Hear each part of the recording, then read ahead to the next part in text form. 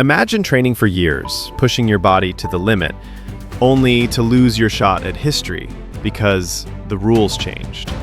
This is the story of Lia Thomas, the swimmer who made NCAA history, and how the University of Pennsylvania just took it all back.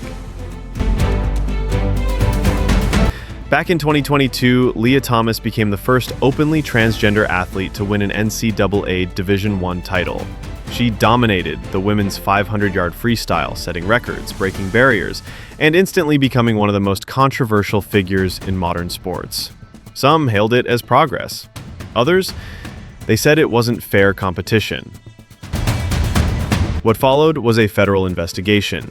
The U.S. Education Department stepped in, arguing that Penn had violated Title IX, a law meant to protect women from sex-based discrimination in education and sports. The case zoomed in on Lia Thomas, but the heart of the issue was much bigger. What is fair in women's athletics? And who gets to decide? In July 2025, Penn reached a voluntary agreement with the U.S. government.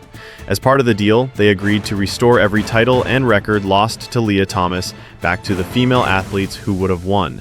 They also agreed to send personalized apology letters to those swimmers. And the biggest shock?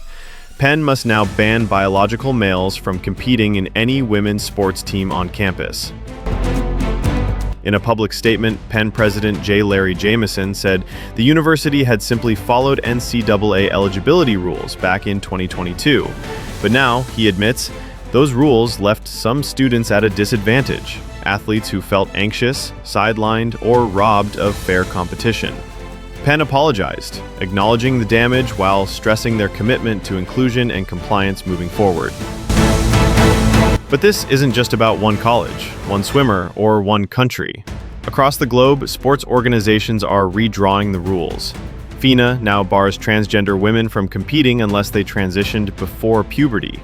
The NCAA updated its policy in early 2025. Now, only those assigned female at birth can compete in women's divisions. And public opinion? A majority of Americans now say trans women should compete in men's or mixed categories, not in women's leagues. With Penn's decision setting a precedent, the next chapter of this debate is already underway. Will other schools follow suit? Will the NCAA update more of its historical records? And what does this mean for young transgender athletes dreaming of college competition?